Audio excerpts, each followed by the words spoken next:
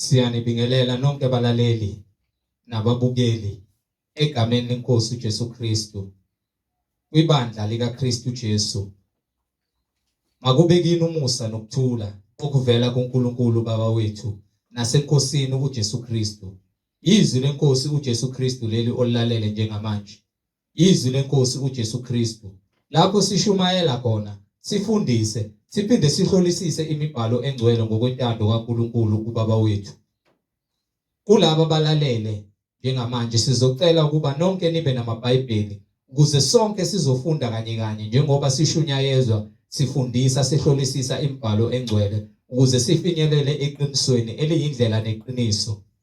Kulabo abalalele emva kokulalela abafuna ukubhaphathizwa egameni likaJesu Kristu, nalabo abanemibuzo mayelana neBhayibheli, nalabo abanobufakazi uJesu Kristu esekunikezile isambulo ukuba usithule kuzo zonke izindlebe ezilalele eziyimisela ukuza ebungcweleni ziphile kwinhlanzeko enguKristu Jesu oyinkosi nomsindisi. Ukuba nixhumane nathi kule mininingwane esoyishiya njengamanje, ngizoqala nge-email address ethi izwilenkosi.ujesukristu@gmail.com, izwilenkosi.ujesukristu@gmail.com, noma my cell phone number noma my WhatsApp number la uzokwazi ukuxhumana nathi khona ethi 066 566 9245, 066 566 9245. Izintshumayelo nezimfundiso zonke ziyatholakala ku-YouTube. Lapho ungahlala khona phansi uphethe iBhayibheli lakho, ulalelisise, uhlolisise imibhalo nathi ukuba lokhu okuzwayo ngamandla bakho ushunyayezwa khona, ufundiswa khona, ngabe kuyafakazelwa yini imibhalo engcwele. Njengakho konke esishunyayezwa khona, sifundiswa khona, sikuhlolisisa ngemibhalo engcwele. So ku-YouTube uzosearcha uthi Izwi leNkosi uJesu Kristu. Ungakhohlwa ukusubscribe, ungakhohlwa futhi nokupressa i-notification button ukuze ngaso sonke isikhathi uzoyithola izimfundiso ezisiholela ekulungeni nasebungcweleni. Izwi leNkosi uJesu Kristu. Ungakhohlwa ukusharisha nelink nazo zonke izihlobo zakho, ikakhulukazi labo ohlanganyela nabo ngaso sonke isikhathi. Manihlanganyela nithi niyamdumisa uNkulunkulu ngomoya nangeqiniso. Nifakazelana ukuthi uJesu Kristu uyinkosi nomsindisi empilweni zenu, ukuze wonke umuntu ahlolisise lemfundiso asuke eyifundisa eshunyayezwa ngayo, ukube ngabe umoya ongcwele uyayifakazela. Njengakho konke esifundiswa khona, sishunyayezwa khona, umoya ongcwele uyakufakazela emabandleni kaKristu Jesu oyinkosi nomsindisi. So ku-YouTube sharisha ilink kuzo zonke izihlobo zakho nabo bonke abantu bathandayo. Izwi leNkosi uJesu Kristu. Ake sigobise amakhanda, sivala amehlo, sibonge uBaba wethu osezulwini. Baba wethu osezulwini, malingcweliswe igama lakho, umbuso wakho mawufike, intando yakho mayenziwe emhlabeni njengasezulwini. Usiphe namhlanje isinkwa sethu semihla ngemihla, usithethelele amacala ethu njengoba nathi sibathethelela bonke abasonayo. Ungasingenise ekulingweni, kodwa usindise kokubi, ngokuba umbuso ngowakho namandla nobukhosi. uJesu Kristu uyinkosi nomsindisi. Amen.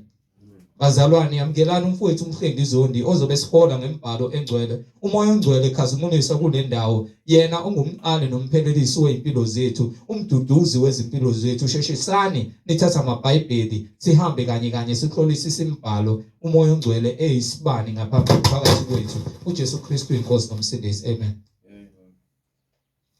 Siyabingelela bazalwane.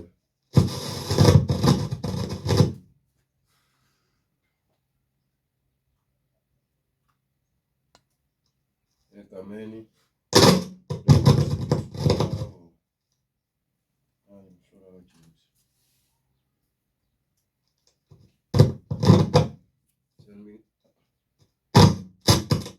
siyabingelela bazalwane. Usathane lokhu kumsebenzi kaNkulunkulu namaqhinga akhe, kepha uJesu Kristu inkosi. Siyambonga uNkulunkulu ngalesikhathi asinika sona njengamanje ukuba sikwazi ukuma lapha phambi kwenu sishumayela ivangeli njengokusho kwembhalo elithi noma ngabe kumnyama, noma ngabe kubomvu, noma ngabe kuhle, noma ngabe kubi, noma ngabe kunjani, lithi asishumayela ivangeli. Siyambonga uNkulunkulu ngokusipha leli thuba lokuthi simazi ngokomoya nangokweqiniso. Kungekona ukuhlakanipha kwethu, kepha kuwumusa wakhe ukuba thina sifinyelele ekutheni silazi iqiniso lakhe njengokusho kwembhalo. Silokho sithule bona ubufakazi ngalo iBhayibheli ukuthi yinye inkosi, yinye inkolo, umunye umbhapatiso egameni lika Jesu Kristu. Okunguye konke kukhona, konke kwavela ngaye. Yena owadala izwe nakho konke okuphakathi. Owasithanda thina ngaphambi kokusekelwa komhlaba ukuthi ufuna sibe ngcwele, sihambe singenacala phambi kwakhe. Siyambonga uNkulunkulu ngabaprofethi bakhe abangcwele abanika izwi bathembeka kulo. Bakwenza okuyintando kaNkulunkulu. Siyambonga uNkulunkulu ngendodana yakhe yona yodwa ayithumele emhlabeni ukuba izoba umhlatshelo ukuthi thina sibuyisane noNkulunkulu ngegama lika Jesu Kristu. Siyambonga kuJesu Kristu inkosi yethu yokuphila owavuka kwabafileyo ngamandla kaMoya oNgcwele. Kukho ukubekezelela zonke izinhlupheko nesethembiso ayisazi esikhona esimileyo njalo njalo. Ngegama lika Jesu Kristu siyapheliswa, siyasindiswa ukuba sazi ukuthi kuye kukhona ubuNkulunkulu obupheleleyo. Siyambonga kuJesu Kristu ngabapostoli bakhe abangcwele abaphatha izwi lakhe nobufakazi bashumayela egameni lika Jesu Kristu benza izimangaliso nemisebenzi emikhulu ngegama lika Jesu Kristu. Kwasindiswa imihlaba ngegama lika Jesu Kristu ngenxa yabapostoli abanikwa isiphiwo sikaMoya oNgcwele nabanye abakholwa ukuba bakwazi ukuthi bakhiphe imimoya yamadimoni nokufa, banqobe uSathane ngegama lika Jesu Kristu. Benganqobi kwabanye abantu kuphela kepha nezimpilo zabo ngokuthembela egameni lika Jesu Kristu. Bahlala kwaze kwaba sekupheleni kwesikhathi sabo sokuphila kulamadokodo sikuwona. Manje bazalwane, indaba ithi monge uJehova mphefumulo wami ngisaphila. Siyaba nezikhathi lapho khona sifikelwa ukulingwa, ukuhlupheka nobunzima. Kepha-ke uNkulunkulu uyena osuke evumile ukuthi umuntu nomuntu afikelwe isikhathi sokuhlupheka nesikhathi sokuhlolwa, sokulingwa. Ngabe uhlupheka, ngikhuluma ngokugula, ngabe unakho ukudla, ngabe unayo imali, ngabe unawo umsebenzi, ngabe unazo impahla zokugqoka, ngabe ufelwe, ngabe bayibiza ngani wesifazane oshonelwe, ngabe umfelokazi noma ngabe umfelwa. uNkulunkulu konke ukwenza usebenzelane kube kuhle kulabo abamthandayo nalabo ababiziwe ngenhloso nangecebo likaNkulunkulu. Kulabo abangakholwayo uNkulunkulu uyabanikela kulomoya wokuthi babhebhetheke bubini babo ngenxa ongafuni ukukholwa. Kepha labo abakholwayo bafanele ukufinyelela kwizikhathi zokuhlupheka ukuba zibekelwe khona. Kepha incwadi lapha kwincwadi kaJohane ngokuba uAbraham wahlolwa ukholo lwakhe, wakholwa, wakwenza ukuthembeka phambi kaNkulunkulu ngesikhathi kuthiwa akasuke ahambe ayezwe nangalazi.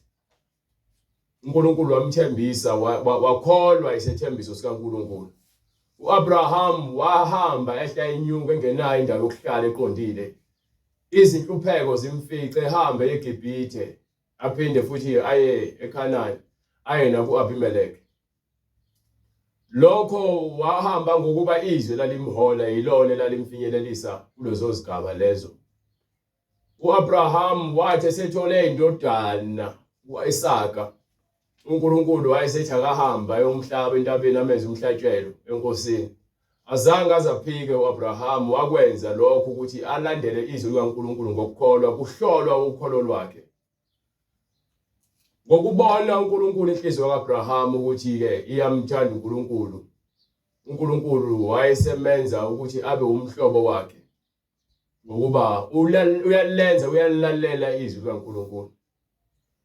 uNkulunkulu bonke abantwana bakhe uyabathwala.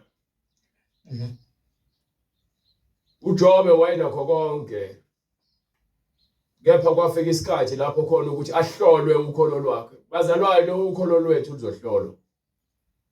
Izikhathi zobunzima izona lezi eziveza ukholo lwakho ukuthi ngabe uyakholwa yini kuNkulunkulu. Izikhathi zobunzima kungaba ukugula, kungaba ukufa, kungaba indlala, kungaba ukufelwa. Kepha uyahlolwa ukholo lwakho. Ukuthi ekugcineni kwakho konke ngalesikhathi ugula uyahamba uyofuna usizo ezinyangeni noma kwizangoma. Ufune ziqinise ngezidabudaba. Ngesikhathi ukuhlupheka ungenakho ukudla nemali nomsebenzi uzohamba wena uyofuna amanzi ukuthi uchele ngawo noma ezinyangeni uyofuna otikoloshe nama boys ukuze uthwale.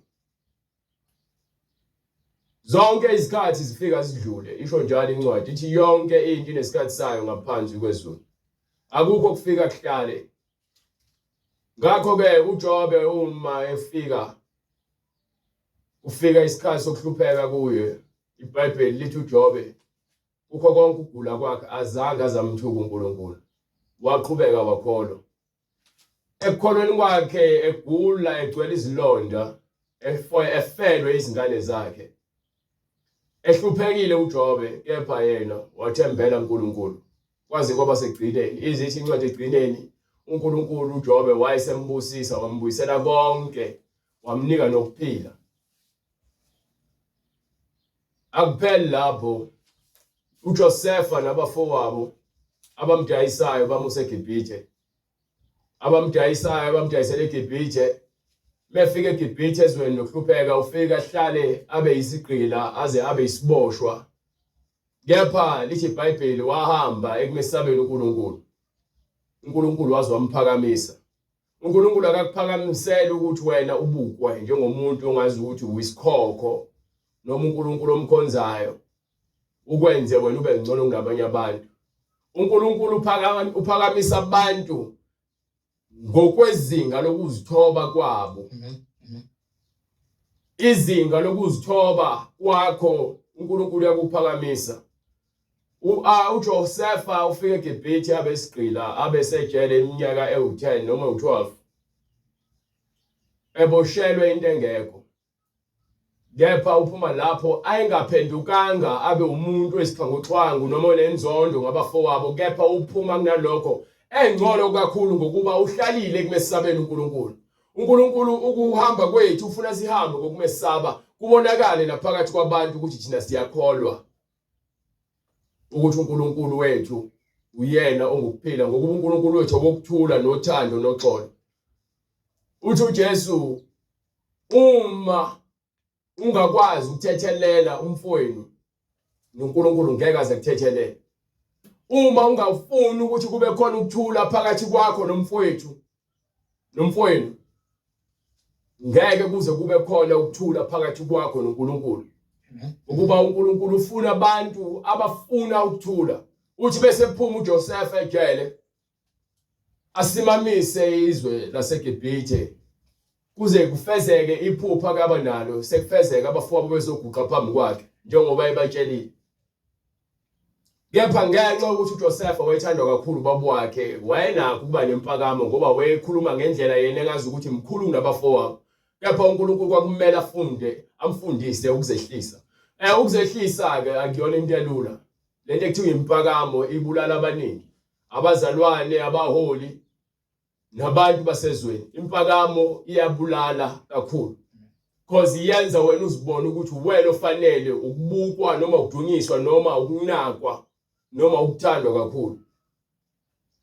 Ngakho ke uthando lempakamo luzifunela lokho olufunwa yikona, alifuni lokhu kwaNkulunkulu lokuthi thande umakhelwane wakho njengoba uzithanda. Lifuna wena uthande ngathi nahlezi luza kuwena kakhulu.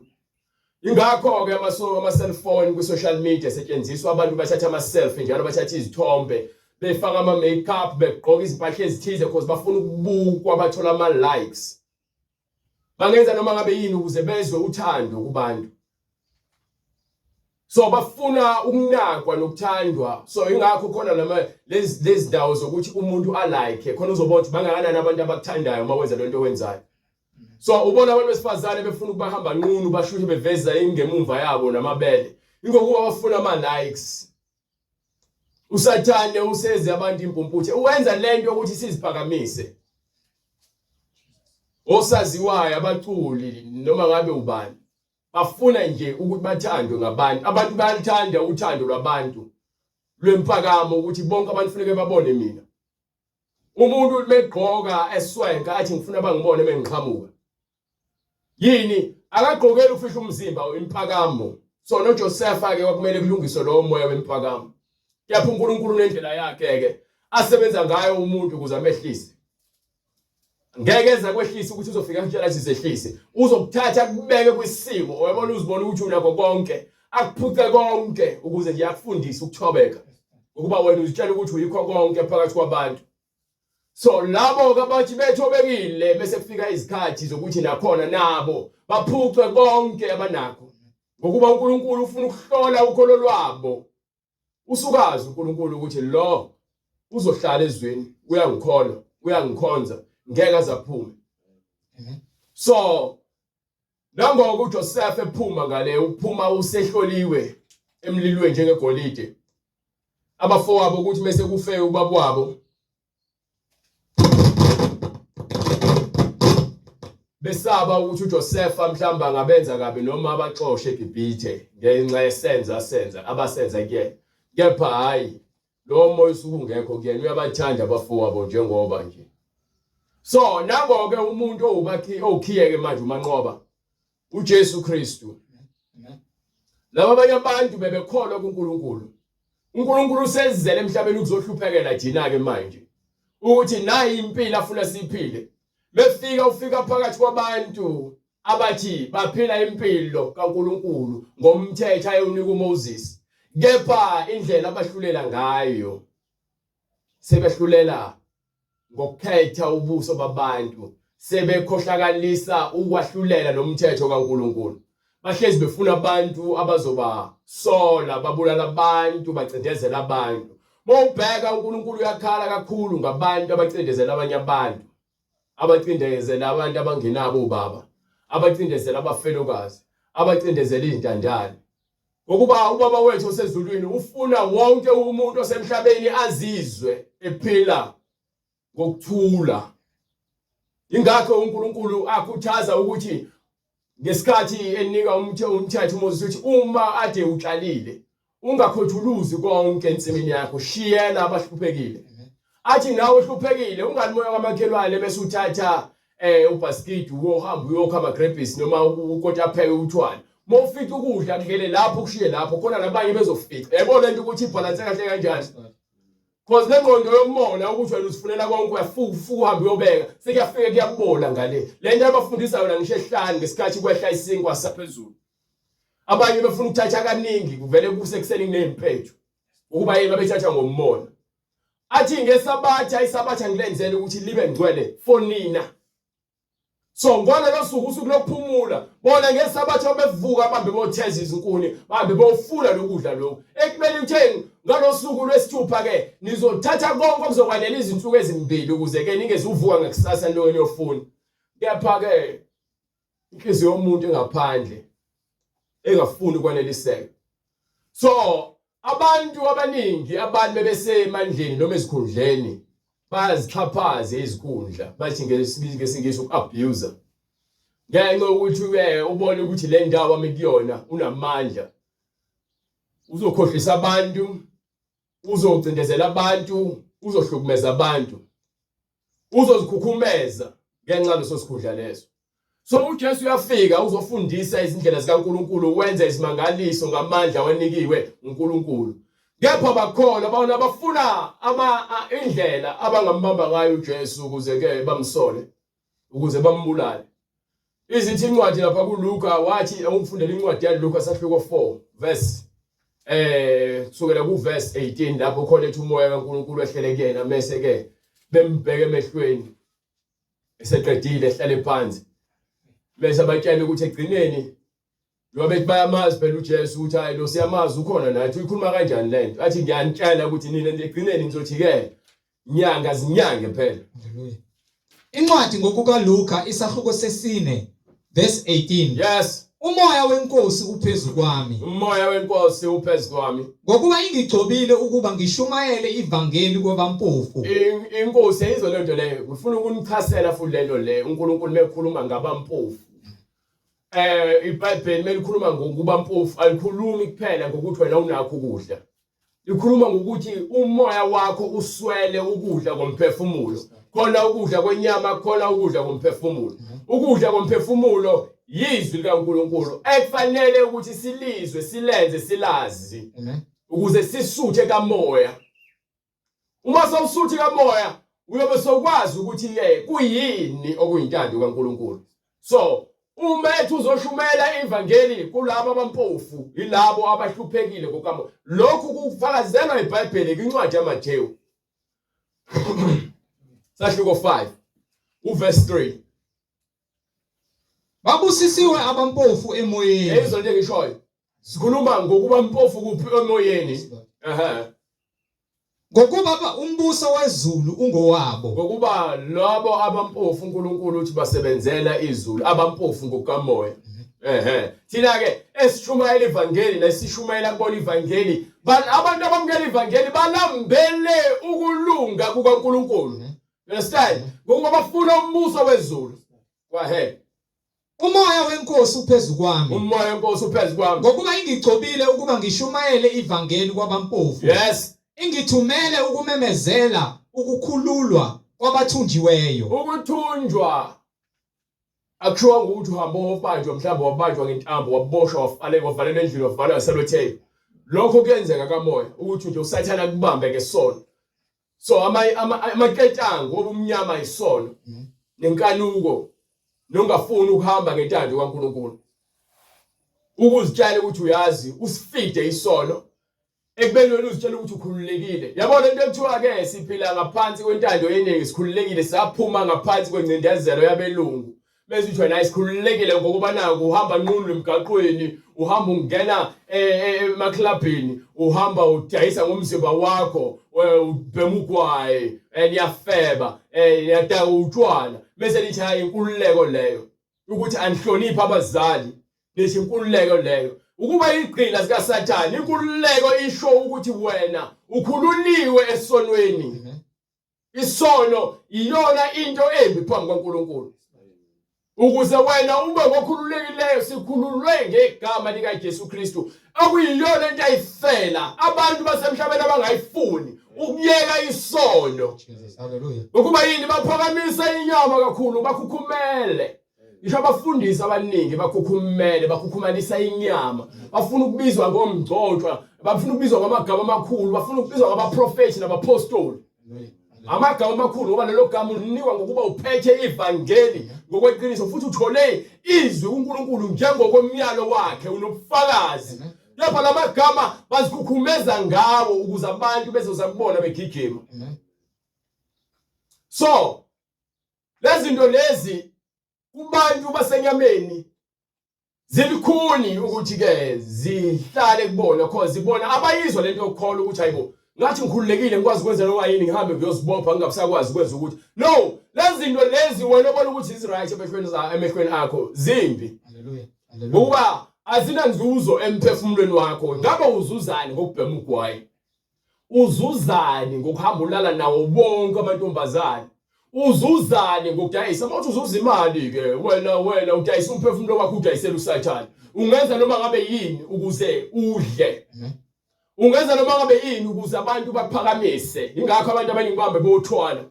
Kepha yilowo nalowo oziphakamisayo uza kuthotshiswa. So yilowo nalowo ozikhuphulayo uyakwehliswa. Ingakho ngithi uNkulunkulu ubantu bakhe uyabathwala. Uyena kuphela okwaziyo ukuthi ahlole ukholo lwakho ukuthi ngabe wena endleleni ohamba ngayo uqinisile yini ukuthi wena lezi uyakholelwa kulona. Nginike lencwadi le. Umoya wenkosi uphezu kwami ngokuba ingigcobile ukuba ngishumayele ivangeli kwabampofu. Ingithumele ukumemezela ukukhululwa kwabathunjiweyo nokubona kwaba izimpumputhe. nokuhlenga abacindezelweyo. Abacindezelo yabona into engikhulume ngazo abayimpumputhu abantu iziBhayibheli lifakaze lithi ke lapha kwincwadi yakhe futhi ubani uMathewu sahluko 13 sahluko 13 kusukela ku verse 15 bengaphosisi ukhuluma ngakho ukuthi labantu laba banamadlebe banamehlo banenhliziyo kepha khona into engahambi kahle.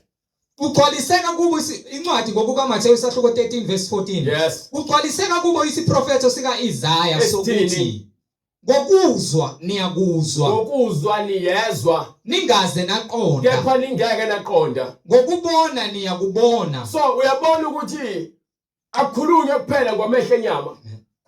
Niyobona yebo kepha ningaze nabonisisa. So khona lokho okukweqayo yabona ngalesikhathi uthi uyakholwa kepha ungaqondi ukuthi ukholwa yini. Ngalesikhathi uzwa abafundisi bamanga befundisa kepha ungezwa ukuthi bathini. Kepha wena uthi uya esontweni. Ngokuba inhliziyo yalesi sizwe isiyaba lukhuni, ngokuba inhliziyo zethu thina abantu zilikhuni, bezwa kanzima ngezindlebe, izindlebe zabantu zivalwe isono nomoya kaSathane lenkanuko, amehlo abo bawacimezile. Yayizwa lento leyo. So uma ucimezile akusho ukuthi uhamba ucimezile, khulunywa ukuthi kamoya ubone. Haleluya. Amehlo akho kamoya ubone. Ingakho lithi iBhayibheli onezindlebe makezwe, khulunywa ngamadlebe kuphela lawo. Khulunywa nangokuqonda ukuthi lokho nokuqonda makezwe izwi ukuthi lithini bese yagcina. So inkinga yethu thina abantu sifuna izinto zenzeke ngalendlela esifisa ngayo kanti uNkulunkulu akusebenzi kanjalo. Futhi soze kwenzeka kanjalo. Yabona bese uphoqelela izinto zakho ukuthi zilunge ngalendlela ofuna ngayo. Wenze noma ngabe yini ukuze lento yakho yenzeke ngendlela ofuna ngayo. Wena sowuphumile endleleni kaNkulunkulu yokubekezela. Sifike sithi siyakhuleka. Bese vaka lokho sithi hayi kade ngakhuleka sengikhathele mina. Bese uhamba indlela yakho. So uJesu methu uzokhulula abantu aboshiwe avula amehlo empumputhe khulunywa ngakho ukuqonda ukuthi abantu abazilutho. So uzokhulula thina abantu ekungazini. Phela indlela kaNkulunkulu babazalwane ulwazi. Mufuna ukuba noNkulunkulu ufuneka uqale ufunde ukulalela nokuthobeka ngokuba uNkulunkulu uzokufida noma uzokufunza ulwazi lwakhe. Then bese unolwazi lwakhe uzokuvula ke uqonda ukuthi ke bese uhamba uzohamba kanje ngokuba uzinikile isikhathi sokuthi wena uvule amadlebe akho bese uvula amehlo akho. Uvule inhliziyo yakho ukuze uNkulunkulu asebenze umsebenzi wakhe awugcwalise kwena. You understand? Go ahead. Ingithumele ukumemezela ukukhululwa kwabathunjiweyo. Yes. Nokubona kwaba izimpumputhe, nokuhlenga abacindezelweyo, nokumemezela unyaka omuhle wenkosi. Yes.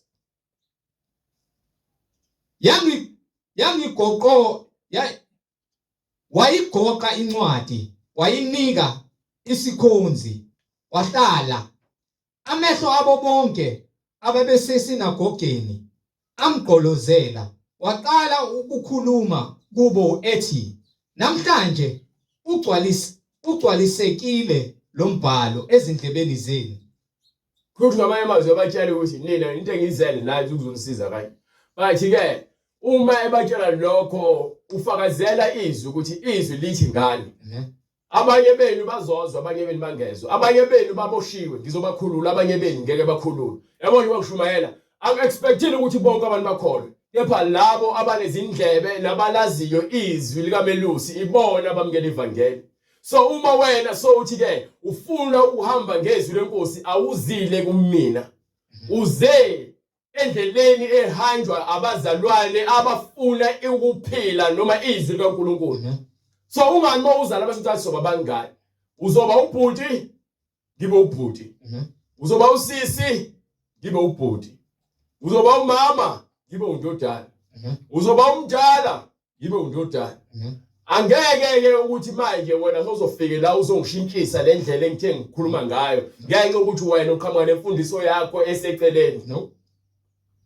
angiguqukeli umuntu futhi angithathi lutho lomuntu ezongitshela ukuthi yazi bengangcono ukuba bowuthi kanje ukusho kanje. Thatha lokho ugcine kuwena ngokuba lokho angikunikwanga uwena. Amen. Hallelujah. Ngokuba konke umuntu afuna ukuzongitshela kona ufuna ukuzongiphazamisa kule ndlela lenginikiwe kuthiwa ngihamba. So why wena ungafuni ukuthi siqhubeke ngoba wena into ezizele yizwi wasufuna ukungena ezintweni wasungena emaphaketheni wrong. Wangena emakamerweni ongafanele ungene khona. Hallelujah. Hallelujah. Uhlala dining room sokatholakala usugalaza emakamerweni. Hallelujah. Ufunani ngoba uhlala la? Amen. Amen. Wena uthola uzohlala dining room yonke into uzoyithola dining room sokuserva ukudla yonke into. Hallelujah. Nika manje isivakashi sokuphakamela ngezwi likaNkulunkulu. So uJesu uyazazi inhliziyo zabantu uthi lento le igcwalisekile namhlanje phambi kwenu ngokuba yini usebatshelile into azoyenza umsebenzi awunikiwe. Waqala ukukhuluma kubo ethi namhlanje ugcwalisekile lo mbhalo ezindlebeni zenu. Yes. Bonke bamfakazela bemangala ngamazwi omusa aphuma emlonyeni wakhe. Yes. Bathi lo akasiyo indodana kaJosefa na?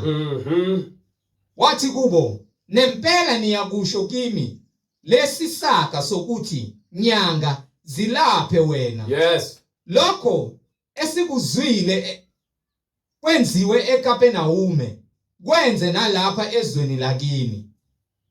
Wathi ke ngiqinisile ngithi kini akukho umprofeti owamukelwa ezweni lakubo. Yes. Kepha ngempela ngithi kini kwakukhona kwaIsrayeli abafelokazi abaningi emihleni kaEliya lapho izulu lalivalekile iminyaka emithathu nezinyanga eziyisithupha. Kwaba khona indlala enkulu ezweni lonke, kepha uEliya kathunyelanga nakoyedwa kubona. Yes. Kuphela eSarapita laseSidoni kumfelokazi owesifazane ongumfelokazi. Kwakukhona futhi kaIsrayeli abanochoko abaningi ngesikhathi sikaElisha umprofeti, kepha akuhlanjululwanga namunye kubo kuphela uNayimani umsiraya. Bonke ababesesinagogeni bagcwala ulaka bekuzwa lokho. Usho ukuthini uJesu mekhuluma nje? Usho ukuthi uNkulunkulu uzibonakalisa kulabo ababonisa umusa. Babeningi ababegula kepha kwahamba oyedwa waya kuElisha. uElisha wathi ke nahamba ogeza emanzini awu7 eJordani. Le ndoda yacasuka yathi bengekho namanzi ngasekhaya ukuze ngingene kona. Lo muntu wazongitshela into yomsangano. Wayesemkhuzo umuntu wathi hayi yazi wena ubuya lalela wena uzofuna usizo. Engabe wenza lento eshiwo. Wayeshintsha inhliziyo yakhe hamba ogeza waphuma isikhumba sakhe ngathi sengane. Kwakumusa kaNkulunkulu oyikhombisa amandla akhe kwisizwe esinye isizwe somuntu owengeyena wakuloso sizwe wayeseSiriya kepha wathunyelwa kaIsrael.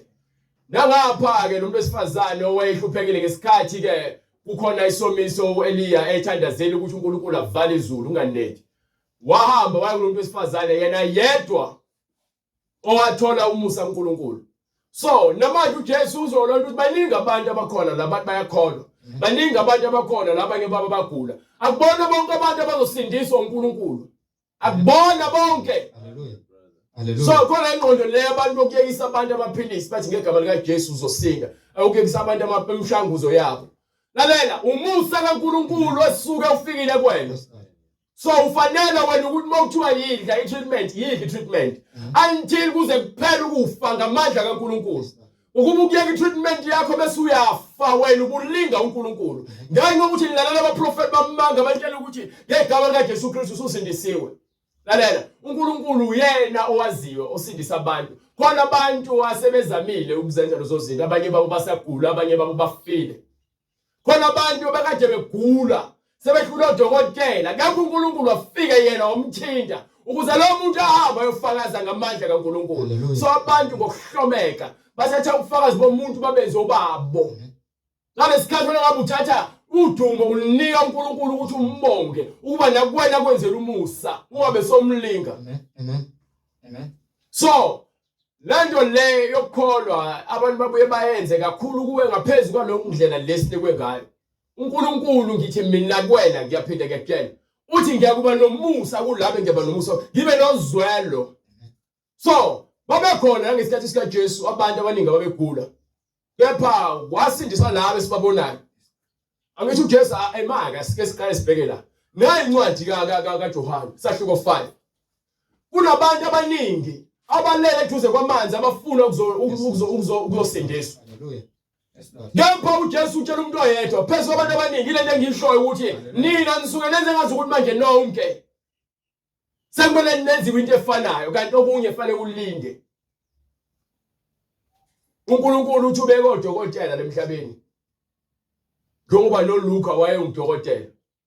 Banomsebenzi wabo. Yabona umuntu wesifazane owayeyopha. Naye wesehamba odokotela. Amen. Lapha ngokukholwa kwakhe kuJesu wasindiswa. So, akubona bonke abantu abasindiswa. Lapha yilabo uNkulunkulu abenzela umusa ngesikhathi befika abanye babo beza ngokukholwa. So, kunokwenzeka ke wena ukuthi ucabanga ukuthi njengoba la kuthiwa igama lika Jesu usindisiwe, kepha ukholwa. uNkulunkulu ufuna abantu abakholwayo ukuthi izinto kuyena ziyenzeke. So, ngeke uyekise umuntu imishanguzo yakho ungazange uzupheleliswe. Abaningi bafile. Abaningi bagula kakhulu ngoba kuthiwa athi engculaza, kuthiwa ayeka amaphilisi. Ahlala isikashana sizongathi right emva kwalokho kwavela kugule kakhulu. Yini uma ngakholwa vele uzwe nje kuthiwa ngegama lika Jesu usindiswa nje ukuthi yonke into sey-right. Akakholwa akakhuleka akazili ukudla. Akalifundiswa akalandeli uzele nje ukutshela ufuna sindiswa bese kuphele kanjalo. uNkulunkulu ufuna abantu yabona mesindisa ngisho umuntu wehlanya lo ukuthuna amadimoni engakwazi ukuthintwa noma eboshiwe weqashula izibopho. Kepha uwayethi bese uJesu wazokhala emva kwalokho wayesefuna ukulandela uJesu. Kepha uthi uJesu no hamba obanika ubufakazi ngakeni ubatshela amandla kaNkulunkulu empilweni yakho. Hallelujah. Ngoba yini uNkulunkulu ufuna abantu abazonamathela kuyena abazofuna ukholo lwabo lunamathele kuyena. Abantu abaningi bakholelwa inzuzo kuphela kuNkulunkulu emva kwalokho bese kutholile lokho usekhohliwe. Understand? So uma uJesu ethi ke ngalozo zikhathi kwenzeka lezo zinto uNkulunkulu uyena owazi ukuthi uzothinta abantu uzokwenzani ngasiphi isikhathi. Angikwazi ukumenzisa into engifunayo mina. Soze. Go ahead. Bonke ababesesinagogeni bagcwala ulaka bekuzwa lokho basukuma bamxosha emzini. Nalokuthi ke njengoba lisho iBhayibheli lisobala lento le. Baningi abamenyiwe kepha bayingcosana bazakukhethwa. Lokho nje kuyiqiniso. Engeke ngikutshela ukuthi ubani ozosala ubani ozokhethwa. Kepha wena mawulazi izwi, wazi konke ukuthi uyagcina okusezweni, uyakusindiswa ngemisebenzi yakho. Nakhona ke bayosala ngokuthi bebethi bayakholwa kepha bengalenzi izwi. Uthi uJesu ke akubona bonke abathi kumina Nkosi abayokubona umbuso kaNkulunkulu noma bayongena embusweni kaNkulunkulu kuphela yilabo abenza intando kaBaba. So indaba inokuthi uyalizwa izwi. Lezo lothi ngikhuluma ngendaba yomthetho. Kuthiwa akubona abantu abawuzwayo nabawuphathayo umthetho kepha abantu abawenzayo umthetho. Ibona abangazilandulela ngokomthetho. Ngoba ukwazi iBhayibheli kepha ungayenzi into phakathi akunamsebenzi. So uma ke njengoba sibizwa ngale iBhayibheli singaba 1000 vele kuthathwa abantu abawu2 kusale labantu abawu988. Ngenxa ukuthi bona bebengakholwa njengokufuna uNkulunkulu ukuthi ufuna ukukhonzwa kanjani. Yabona indoda eyinduna yamabutho igulelwa isisebenzisayo. Ifika kuJesu izomtshela uJesu ukuthi hey ngiyagulelwa. Iyathumela. Mase ke eza uJesu besithi ungakangeni akufanele ukuthi wena ungeza ngazongena ngaphansi kophahla lami. Kuba nami ngumuntu obekiwe othuma abantu nabantu abamsebenzelayo. Nami uchaza ukuthi nekwawuyena uyakholana ukuthi uJesu konke akushoyo kuzokwenzeka. Hallelujah. Uthi uJesu angikaze ngilibone ukholo lungaka kwaIsrael. Hallelujah. Yes, Lord. Yayibona indaba inokholo. Ukuthi uma uNkulunkulu ethi izwi lakhe lithi kanje wena uyakholelwa yini? Mase ukukholweni kwakho uhlale okholweni. Izilingo izikhathi zezinhlupheko zizakufika. Kepha ke uhlezi yini okholweni lwakho? Noma uzophuma uthi nje kancane ngokubona isimo sithi ilapho khona ke angathi uNkulunkulu mefika kufice wena kuyisabatha noma kusebusika. Ingakho abazalwane abaningi kuthiwa abantu kuntuku ngoba ugqoka isivatho kepha uphile efebeni, uyahamba esontweni kepha uphathe imithi ufaka iziphandla, uyahamba enkonzweni kepha uphathe iziwasho. Bantu kuntuku uthi angcono kuba uyabanda ukuthi vele usiphile ngisono usigcwalise noma uyashisa noma uhlala ekholweni lakho uqine ungabi intukuntuku ngoba uthi uza kuphimisela ngomlomo wakhe. Qhubeka. Bonke ababesesinagogen bagcwala ulaka bekuzwa lokho, basukuma bamxosha emzini bamqhubela ekwangameni kwentaba umuzi wayo owakhiwe phezulu kwayo. So akazange azakhombe umuntu ukhulume phakathi kwabo ukuthi njengokuba kwenzeka lezi zinto ngesikhathi sika Eliya no Elisha uNkulunkulu wakwenza lokho namanje ngigcwalisa lawo mazwi ukuthi ngifikile la ngina ngizoba isibani. Kepha abanye benu ngeke bakhona, kepha abanye benu ngeke baze bezwe, ngeke baqonde, banamadlebe. Ingakho uJesu athi hayi kubona ngikhuluma ngemfanekiso ngokuba kufanele banikwe ngokumfanekiso, kepha nezindlebe uyakuzwa. Kepha kunina nginitshela yonke into njengoba injalo. Yabona ukuthi bakhona abantu kaBhukhetha abantu abawu12. Akusimina okhuluma iBhayibheli yazikhulumela. Yabona uNkulunkulu wakhetha abantu abayingcosana wabenza wabaningi. So uyazivela ukuthi iningi lethu linenkani, iningi lethu uthanda ukugcwalisa izikanuko, iningi lethu ufuna ukuthi melifike enkonzweni lenze umathanda. So uNkulunkulu akanandaba nabantu abafuna uzenzela, ingakho kungekho uphoqiwe ukuthi ahambe ngemfundiso yomngcwele. Kepha le mfundiso isebenza kulabo abafuna ukwenza intando kaNkulunkulu, labo inhliziyo zabo ezivulelekile ukuthi ke zizolamukela izwi zilenze, izindlebe zabo zivulelekile ukuthi zizolalela ziqonde, amehlo abo afuna ukufunda izwi likaNkulunkulu ahambe endleleni ngokukholwa. Ingakho uNkulunkulu engahambi eziphosa kepha izwi lakhe limile. Abantu bafike abantu bayakholwa ke bafuna ukuziphosa kwezinye izinto. So uNkulunkulu uyabazi abo ekungabakhe abakhethileyo ngaphambi kokusekelwa komhlaba.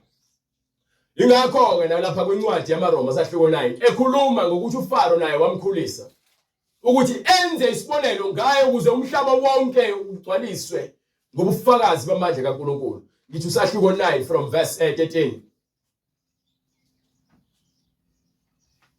Incwadi kwabaseRoma isahluko 9 verse 13. Njengalokho kulotshiwe ukuthi uJakobe ngamthanda kepha uEsawu ngamzonda. Ngakho siyakuthini na? Kukhona yini ukungalungi kuNkulunkulu na? Khana kanye. Ngokuba kuMose uthi ngiza kumhawukela engimhawukelayo, ngimzwele engimzwelayo. So kusho iBhayibheli hayi ukuthi uNkulunkulu uyabadlulula. Izwi liyafika kuwena. Wena umsebenzi wakho kulamukela. Uma ulamukela izwi uphenduka ezonweni zakho, uthola umusa, uthole uxolelwa kuNkulunkulu. Kepha wena uma lifika izwi ungalamukeli ungafuna ukulenza, wena uyazilahla wena. Awulahlwa uNkulunkulu ngokuba uNkulunkulu onomusa. Izwi lakhe ulinikele bonke abantu ukuthi balazi balenze ngokuba ufuna wonke umuntu oza kuyena enze ngokuthanda. Ngoba ngabe kubhlungu ukuba sikholwa njengoba usuke kuthiwa ke mosamncane vuka uhambe esikoleni, vuka uhambe esontweni, awazi yena nesontweni. Kepha kuthiwa vuka uzenze lezi zinto. Kepha bese umdala ingakho ungekuza ubhabhadiswe uma ungakona lolwazi ungakohlakaniphi. Bese umdala so uyenza lento ngokuthanda nje obusuku uthanda ukuhlala esonweni ubhema ugwayi, uqalekela ugayi ungenza noma ngabe yini ukuze ubheme nababheme unga. Bangena ngewindi, akabulala umuntu ngenxa yesidakamizwa. So uNkulunkulu ufuna abantu abanjalo abangalahla konke badele konke for yena. Ngabe umlungele yini ukwenza lokho wena mzalwane? Mawuthi wena uphilezweni ufuna uzohamba noJesu, zitshele ukuthi konke lokho zitshele ukuthi uyikhona noma unakho akuyilutho kuNkulunkulu. Haleluya. Into enkulu uNkulunkulu umphefumulo wakho noNkulunkulu. Amen. uNkulunkulu umphefumulo wakho ubiza ngaphezulu kwalezi inkomo nemali nemizi nezimoto onazo. Ayikho into ongayinikelela ukuhlenga umphefumulo wakho. So uma uza uNkulunkulu kufanele understand ukuthi uzozidela uzothatha isiphambano sakho umlandele insuku zonke. Alukho lwamahala. Engakwenzi lokho obekuzonda ukwenzela uthi lapha kwincwadi yamaHebheru sahluko 12 verse 7 and 8.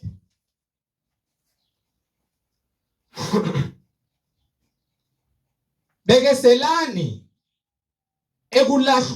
ekulayweni. Bekezelani uma niyalwa.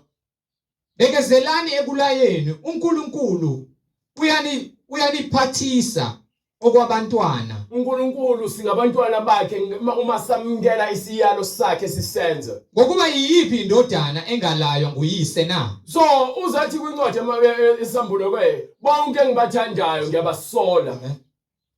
Athi ngijimela kuphendukeni ukuze usindiswe. So uma siza uNkulunkulu ngeke size uNkulunkulu bazalwane sizozenzela into ethandwa yithini. Sizokwenza umyalo wakhe funeka siwenze futhi ugcwalise ngokuphelele. Uma ethi uNkulunkulu umuzi wakhe lo ngo7 funeka wonke umuntu abe ngaphakathi. Fanele unofika wena u5 to 7 ufikele ngaphakathi usofika ngo7 ukhele ngaphakathi ekhaya. Yini uhamba ngomyalelo. Mawufike ngale kwa7 usulate usuphulile umthetho kaNkulunkulu. Yona sesikoleni ngesikhathi sokungena. Esikoleni ungena ngo8 noma ngo7. Mawufika ngale kwa7 wena soyafanele ngaphandle. Ngizwa lento leyo. Nasezulwini njalo. Thiwa nalizwi. Wena awufuni ukulenza izwi. Ufuna ukulenza ngo-last minute. Thiwa ke kwakunamantombazane izintombi eziyishumi.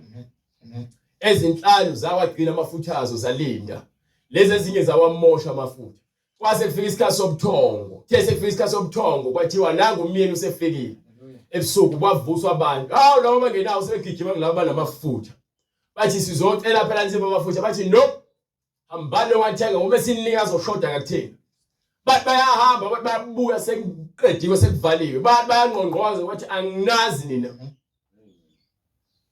Ingakho uJesu futhi athi ke komunye futhi umfanekiso athi ke bayofika abanye lapha kumina bazothi awunkosi ungabe sishumayela nje senze isibonakaliso ngegama lakho sikhipha amadimoni ngegama lakho uyothi ke sukani kumina anginazi nina benzi bokubi.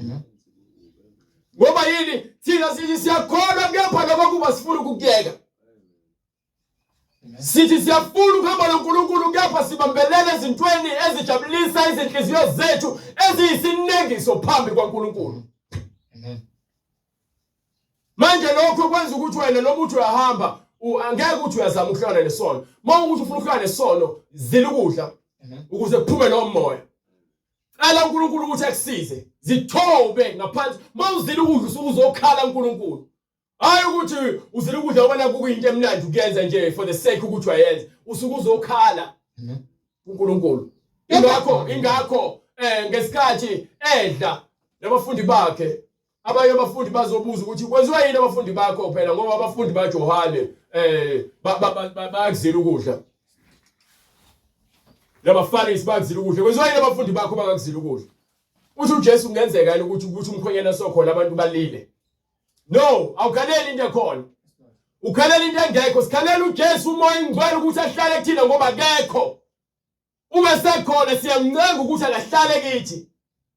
Ngemkhuleko.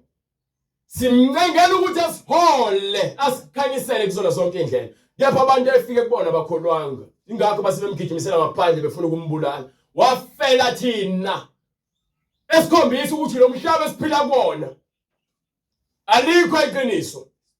Abantu abayophila impilo yokuthula, abantu abayokwamukela igama likaJesu. Abantu abayokwamukela imfundiso nemiyalelo kaJesu bayenze. Ibona abantu abayothola ukuthula ezimpilweni zabo. Kepha uma ningalaywa abathe bonke benziwa abahlanganyeli kukho khona ke ningabesihlahla anisibo amadodana. So uma uthi asifuna ukwamukela ukulunga sizoba ngabantu nje besihlahla kusho ukuthi siumtsinsi wokuzimilela. Asibona bakaNkulunkulu. Uma ufuna ukuzenzela umathanda emngoleni awusiyena. Uma ungafuni ukuyalwa iBhayibheli awusiyena umntwana kaNkulunkulu. Yes, Lord. Ngifuna ukuthi ngivezele futhi ngeBhayibheli. Nginencwadi yamaRoma sahluko 5 sahluko 8 from verse 5 to 10. Ngifuna ukukhombisa ukuthi umuntu oluzwayo alenze izwi, oholwa yizwi, uyena ohamba ngomyalelo kaNkulunkulu. So uma iBhayibheli lihlukanisa nezinto semhlabeni wena uthi hayi mina umfundisi wabafundisi kanjalo, anginendaba nomfundisi wakho. Nginendaba ukuthi iBhayibheli lithini. Incwadi kwabaseRoma isahluko 8 verse 5. Yes. Ngokuba abakwenyama banaka ukwenyama. So ingakho luluka njengoba bathi athuni dako utshwala nikhiphe izisu nifeba nithakathana nigcwele inzondo ngokuba yini nihlobisa ngokwenyama nenza izinto nijabulisa inyama. Ngokuba abakwenyama banaka ukwenyama. Yes. Kepha abakamoya banaka ukukamoya. Kepha abamoya banaka izwi. Yilona lumyalelo esunikiweyo ukuthi basiphile ngalo. Ngokuba ukunaka kwenyama kungukufa. So ukujabulisa inyama, utshwala, amaphilisi, insangu, ubunga, ugwayi, ilenye, ubufebe, ubutabane, uthakatha, nokubulala, kungukufa. Kufa konke lokho. Kepha ukunaka kukamoya kungukuphila nokuthula. So ukuhamba ngomyalelo kaNkulunkulu khona kunguyini? Kungukuphila nokuthula. Nokuthula. Izona zinto esizifunayo kuNkulunkulu. Ukuphila nokuthula. Lezi iBhayibheli lithi lapha kuyona lencwadi le yamaRoma yamaHebheru sahluko 12 verse 14 ithi landela ukuthula nabo bonke. Zalela ukuthula nabo bonke. Yes. Kanye nokungcweliswa ongenakho. Ngokuba uma ungenakho ukuthula nobungcwele angeyibone inkosi. Uma ungenabo ukuthula nobungcwele angeyibone inkosi. Uma uzonda umakhelwane wakho angeyibone uma inkosi. untshontsha angeyibone uma inkosi. uqhaba amanga angeyibone uma wenza inkosi. imlingo angeyibone uma inkosi. uyisangoma angeyibone inkosi. izindaba uma ukhonza izithixo nezangoma namadlozi ngeke uyibone inkosi. Niqaphelisise kungabikho osilalelayo Usifuna ebuseni ukuthi kaNkulunkulu. njengoba sishumana levangeli sifuna ukuqinisekisa ukuthi akukho yedwa umzwalane ozosala ngemuva.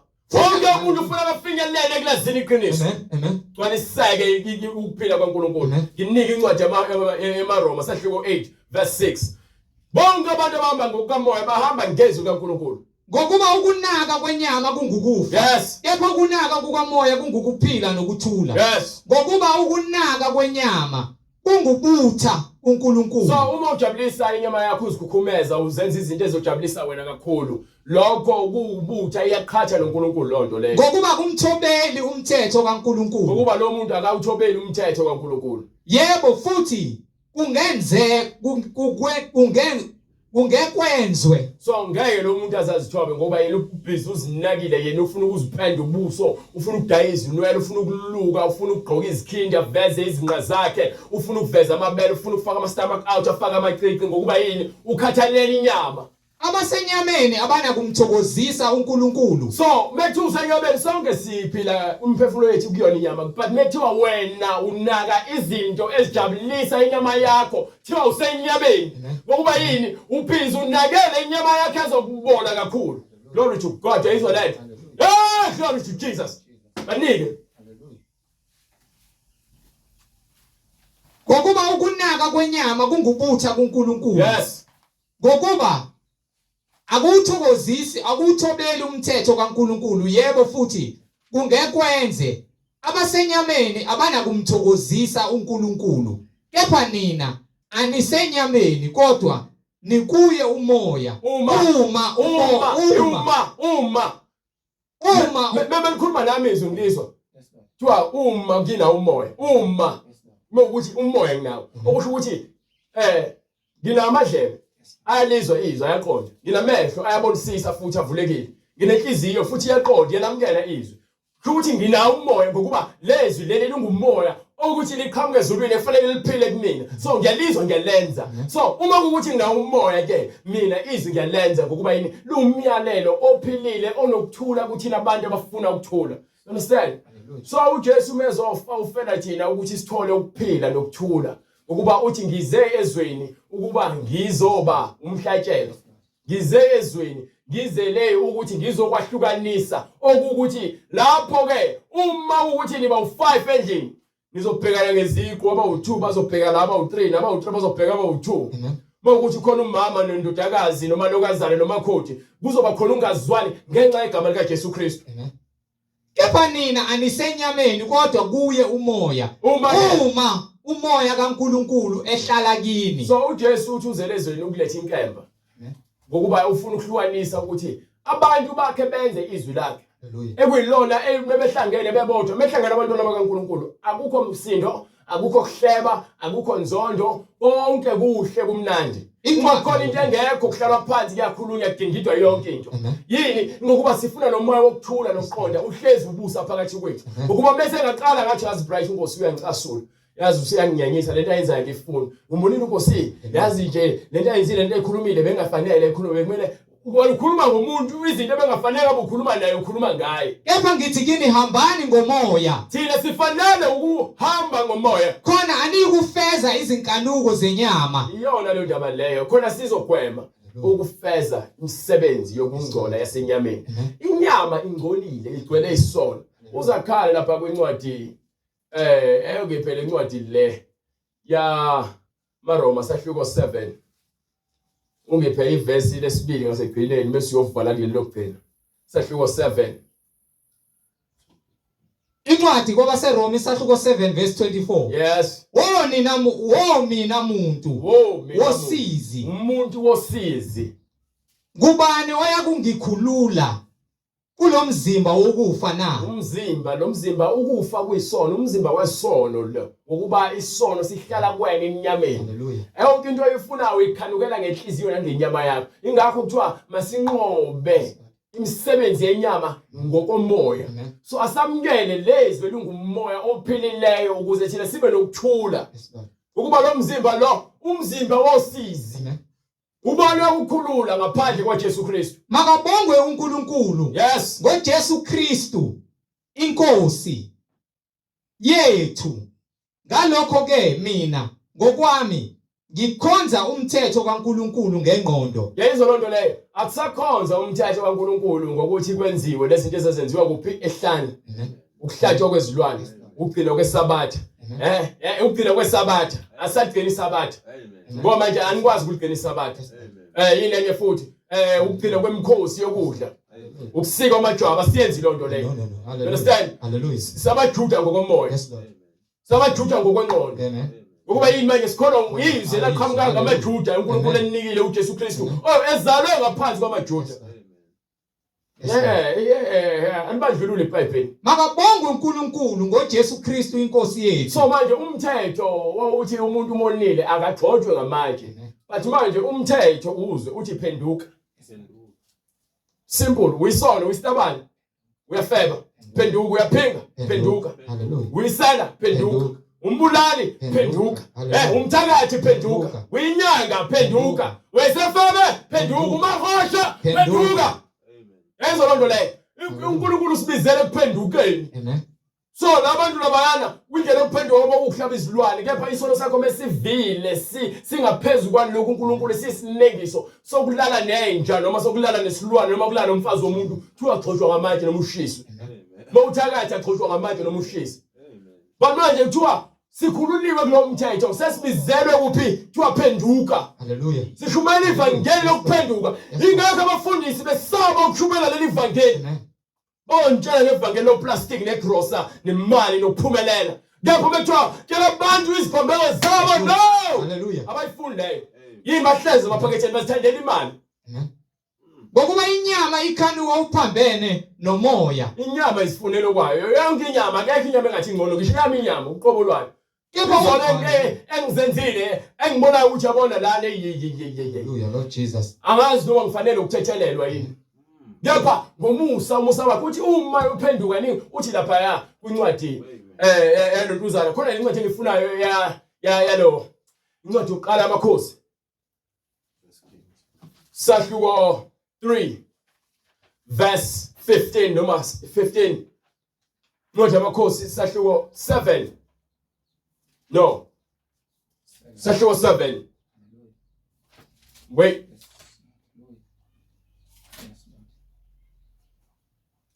Hey, uma ukhombisa le ncwadi le verse le. Ngikusahluko 8.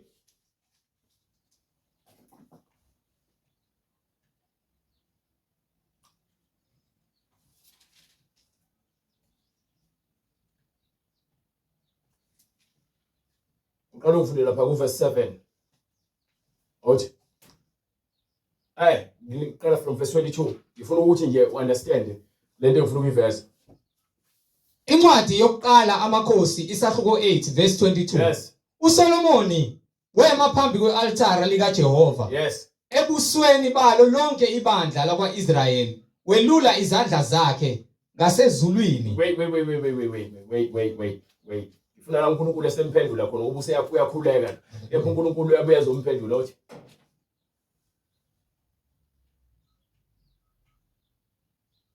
Now, okay, ngicela uqale from verse 47 or 46. Sahluko 8:47. Ngifuna uqale lapho uNkulunkulu esemphendula uSolomon. Incwadi yokuqala amakhosi isahluko 8. Yes. Verse 47. Kepha bese becabanga ezweni lapho bethunjwe khona. Baphenduke. Yes. Banxuse kuwe. No. Qala ku9, nangu 9. Qala from verse 1 u9, ufuna u9 ufundisise kahle. Incwadi yokuqala amakhosi. Yes. Isahluko 9 verse 3. uJehova wathi kuye, ngiwuzwile umkhuleko wakho. Yes. Nokunxusa kwakho. Yes. Onxuse ngakho phambi kwami. Ngigcwalisile lendlu oyakhile ukuba ngibeke khona igama lami. So uma uNkulunkulu ethi akahlale emathempeleni enziwe ngezandla usho ukuthi ke igama lakhe bekuthiwa lilapho usho ukuthi izwi lakhe liyashunyela ngokweqiniso lapho. Ngingcwelisile lendlu. So uma ukuthi nithi igama indlu kaNkulunkulu noma uNkulunkulu uhlala lapho uma ungena esontweni azoba ngcwele umosha isikhathi sakho. Haleluya. Izwi lakhe kufanele khona igama lakhe bese sishumela izwi kaJesu Kristu. Fanele kungabe ukuthi sithi sishumela izwi kaJesu Kristu kuba into esishumelayo akuyona le mfundiso yeBhayibheli. Jesus. Haleluya. Go ahead. Ngingcwelisile lendlu Hayibo. Leyo kube phakade. Yes. Amehlo ami nenhliziyo yami kuya kuba khona izinsuku zonke. Yes. Wena ke uma uyakuhamba phambi kwami. Nayi uNkulunkulu oyifunayo ufuna sihambe phambi kwakhe. Njengokuhamba kukaDavide uyihlo. Yes. Ukuba wenze konke engikuyale khona. Yes. Ugcine izimiso zami. Ugcine izimiso zikaNkulunkulu. Nezahlulelo zikaNkulunkulu. Ngiyakumisa isihlalo sobukhosi. Ngiyakumisa isihlalo sobukhosi sombuso njengalokhu ngasho kuDavide uyihlo ukuthi akuyi kunqunywa umuntu kuwe esihlalweni sobukhosi sakwa-Israyeli. Khona uma nibuya ekungalalelini. Uma ukuthi seniphumile endleleni. Kodwa uma nibuya. Uma ke senibuya engalaleli kwenu. Ekungalaleleni. Yes. Nina noma abantwana benu. Ningagcini imiyalo yami nezimiso zami engikubeke phambi kwenu. Kepha nihamba nikhonza abanye onkulunkulu. Nikhuleke kubo. Ngiyakunquma uIsrayeli ezweni engimnike lona. Nalendlu engiyingcwelisile igama lami ngiyakulilahla ebusweni bami. Ngiyakunquma uIsrayeli ezweni engimnike lona. Ngiyakunquma uIsrayeli ezweni engimnike lona nalendlu engiyingcwelisele igama lami ngiyakuyilahla ebusweni bami. uIsrayeli abe yisaga nesifenqo phakathi kwabantu bonke. Noma lendlu iphakeme kangaka bonke abadlula kuyo bayakumangala bancimfe bathi uJehova wenzeleni kanje kulelizwe nakulendlu la. Bayakuphendula ngokuthi kungokuba bamshiya uJehova uNkulunkulu wabo owakhipha oyise ezweni laseGibhithe benamathela kwabanye onkulunkulu bakhuleka kubo bakhonza ngalokho uJehova ubehlisele konke lokhu okubi. You understand? So uNkulunkulu ophinde incwadi yesiKronike lapho elontuzana iziKronike zesibili sahluko 7. uNkulunkulu into emenza ukuthi alahle abantu ungalaleli. Into futhi ebuyisela kuyena abantu ukumfuna uma sebephendukile. Uma sebemfuna uNkulunkulu sebeyekile ukuhamba ngokwezinkanuko zabo ngokuba ukukhonza uthi izithixo nabanye uNkulunkulu. Ulowo ukukhonza izithixo incwadi yesiKronike yesibili sahluko 7 verse 14. uSolomoni wangcwelisa No, onginikwe ulontuzana usahluko 14 verse 7.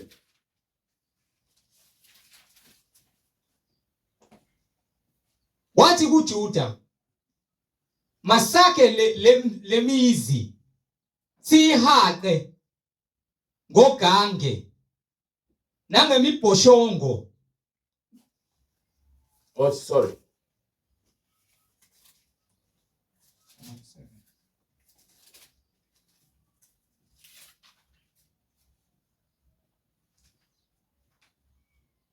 Okay, from verse 11. uSolomoni waqeda ke indlu kaJehova nendlu yenkosi konke okwangena enhlizweni kaSolomoni ukukwenza. Yes. Qhubeka ufunde bright. Incwadi yesibili iziKronike isahluko 7 from verse 11. Yes. uSolomoni waqeda ke indlu kaJehova nendlu yenkosi konke okwangena enhlizweni kaSolomoni ukukwenza endlini kaJehova nasendlini yakhe wakuphumelelisa. uJehova wakubona uSolomoni wathi kuye, ngiwuzwile umkhuleko wakho. Yes. Ngizikhethele le ndawo ukuba ibe yindlu yomhlatshelo uma ngivala izulu ukuba kungabikho mvula, noma ngiyaleza isikhonyana ukuba sidle izwe, noma ngithuma isifo phakathi kwabantu bami, bazithobe abantu bami ababizwe ngegama lami, bakhuleke. Awuphinde ithi ke uma sebengifuna abantu ababizwa ngegama lami bezithobe bese bekhuleka. Haleluya. Uma ngivala izulu ukuba kungabi khona imvula, Yes. noma ngiyaleza isikhonyana ukuba sidle izwe, noma ngithuma isifo phakathi kwabantu bami, bazithobe abantu bami ababizwa ngegama likaNkulunkulu, bakhuleke bese bekhuleka, bafune ubuso bami, befune ubuso bukaNkulunkulu, baphenduke ezindleleni zabo uNkulunkulu ufuna abantu abafuna ubuso bakhe abaphendukayo ezindleleni zabo ezimbi. Yes. Ngiyakuzwa ezulwini. Manje ke indaba inokuthi wena mawuphenduka ubizelanga ukuthi uhlabe izilwane nokuthi uhambe uyokwenza imhlatshelo. Wena ubizele kuthela uphenduka ufuna ubuso bukaNkulunkulu. Uma uphenduka uNkulunkulu uyakuzwa umthandazo wakho. Uma uphenduka ufuna inhliziyo ephendukayo nenhliziyo ekhalayo ikhalela ukulunga. Ngiyakuzwa ezulwini ngithethelele isono sabo. Ukuze kuthethelelwe izono sifanele ukuphenduka. Uma uphenduka nje ukuthi wenzele umfundisi noma abantu wenzela wena ukuthi wena soyaqonda lempilo ephilayo ukuthi ayilungile phambi komdali. Iyona nje esifundisayo leyo. Ngiphilise izwe labo. Right, kuzomela uqine ngempela. Nika incwadi yezenzo 2:8. So, kukho konke ukuhlupheka. Nazo zonke izinto esihlangabezana nazo uNkulunkulu uthi angeke asishiye noma silahle. Kepha zona izikhathi ezinzima zizofika. Uthi uma ubekezela kuze kube segcineni uyakusindiswa. Mina into engifundisa abazalwane ukuthi silazi izwi, silenze kuzona zonke izikhathi ezinzima sibekezele. Uma sesifunda ukubekezela, konke uNkulunkulu asithembise kona siyokuthola sikuhle. Sizibonge kuye mase kufika isikhathi sokugcwalisa kwakho konke. So kulabo abafuna ukuphenduka nalabo abafuna ukuhamba noJesu ngokweqiniso, imbhalo ibhalelwe ukuba thina sihambe ngomyalo kaNkulunkulu ongcwele. Asicompromise, asizame ukwenza izinto ezizokwenza ukuthi mhlambe uthande mina noma ungibuke ngenye indlela. Mina ngiyohlezi nginje, ngicela ukuphume kumina. Uthathe ivangeli. Ukuba ivangeli lona liyakuphelisa. Yes, Lord. Ngokuba iyona into ebalulekile, uphume kumina, ungene kuNkulunkulu. Ngokuba into enenza nina nididiseke kakhulu, nithanda abafundisi kakhulu nabantu ngaphezulu kwezinto kaNkulunkulu. Uyokwenza noma ngabe ikuphi ukukhohlakala athi umfundisi kwenze, ngenxa ukuthi uyamsaba noma umbeka ngaphezulu kwakho umenza uNkulunkulu. Kepha kulabo ababiziwe bebizela emngcweleni bafuna izwi likaNkulunkulu. Izwi ke lithi ke phendukani yilowo nalowo Abhaphathizwe egameni lika Jesu Kristu. Ukho kuthethelela kwezono zenu. Yes. Khona niyakwamukeliswa isiphiwo sika Moya oyingcwele. Yes. Ngokuba isithembiso ngesenu nesabantwana benu. Esabo bonke abakude. Bonke inkosi uNkulunkulu wethu eyakubabiza. Wafakaza nangamanye amazwi amaningi wabayala wathi zisindiseni kulesizukulwane esiphambeneyo. Ayike uma ufuna ukusindisa iBhayibheli likhuluma nawe uyobe sosithetha kule mniningwane ukuze ungene emanzini ubhabhadiswe egameni lika Jesu Kristu. Njengokusho kwembhalo konke kufanele kwenzeke kuwena. Mase uphendukile eziphambe kwezakho nakukho konke ukungcola kwakho. Mekoso wabhabhathiswa phenduka ke ubuqale phansi ufuna uNkulunkulu. Egameni lika Jesu Kristu siyabonga ngalesikhathi asenzele sona nomusa wakhe asinike wona. Isho uNkulunkulu aqhubeka angcine bazalwane size siphinde sibonane ngolesibili uNkulunkulu evumile nangamandla akhe. uJesu Kristu inkosi. Brother Nkosi Joseph wamkhuleka bhuti wami. uNkulunkulu namandla Jesu Kristu waseNazaretha siyabonga uNkulunkulu nothando Jehova ingcwele ukuba usasivikelile uNkulunkulu namandla ukuba umphefumulo usahlangene nenyama kuumusa wakho uNkulunkulu nothando uthando Jehova ingcwele usikhombisa lona siyacela uNkulunkulu namandla Jehova ingcwele usenze sifune intando yakho Jehova ingcwele usenze sidle ukudla komoya Jehova ingcwele kuyizwi lakho uNkulunkulu namandla usiphe ukuqonda newisdom usiphe uNkulunkulu ukwazi Jehova ingcwele ukuthi silenze izwi lakho singagcini uNkulunkulu namandla ngokulizwa kuphela kepha silenze uNkulunkulu namandla usiphe konke uNkulunkulu amathuluzi okulunga Jehova ingcwele uxola uthando impatience steadfastness konke ukulunga Jehova ingcwele uNkulunkulu usigcwalise ngakho uNkulunkulu uzivule ukuqonda njengoba wavula abapostoli uNkulunkulu mdalo wezulu nomhlaba siyacela kuJesu Kristu waseNazaretha wena uNkulunkulu ohlele esihlalweni sobukhosi wena unamandla wonke wena ongcwele uNkulunkulu nothando siyacela uNkulunkulu usanctify Jehova ingcwele ngegazi lakho uNkulunkulu mdalo wezulu nomhlaba owasithenga ngalo uNkulunkulu ngoba sathengwa ngenani eliphezulu kakhulu siyacela uNkulunkulu namandla Jehova ingcwele ukuba usenze siyenze intando yakho egameni lenkosi yethu Jesu Kristu ukuze kube phakade amen.